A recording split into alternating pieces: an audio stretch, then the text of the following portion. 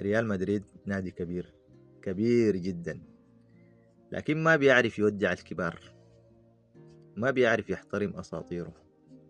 يعني يمكن أنت في النادي ده تسجل الأهداف وتصنع الأمجاد وترفع الكؤوس وتسطر اسمك في التاريخ مع الأساطير، لكن في النهاية حتمشي كزول ساي، بدون وداع، بدون تصفيق، بدون حتى كلمة شكرا. كاسياس خرج من ريال مدريد وهو يبكي، دموعه كانت أمام الكاميرات، بدون تصفيق، بدون جمهور. خرج سيرجيو راموس من خلال مؤتمر صحفي دون أن يقال له وداعا.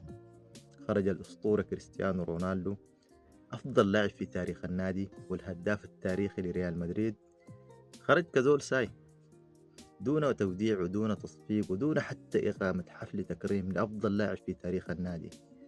يمكن الذكرى الوحيدة له اللي باقي عن جمهور ريال مدريد هي الصورة لحظة خروجه من ملعب كييف في نهاية 2018 دوري الأبطال. اليوم أعلن خروج لوكا مودريتش بنهاية الموسم. برضو إدارة النادي اختارت أن يخرج بنفس الطريقة، لكن التوقيت لحسن الحظ إنه عنده مباراة في البرنابيو يوم السبت. يمكن هو القائد الوحيد اللي حيختلف عن الأساطير، لأنه حيكرمه جمهور ريال مدريد وليس مجلس الإدارة.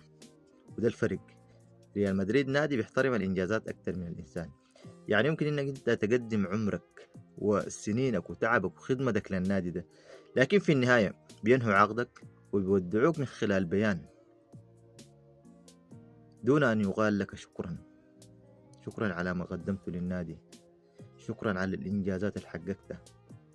هكذا يعامل الأساطير في مدريد، لكن جمهور ريال مدريد لا ينسى أساطيره.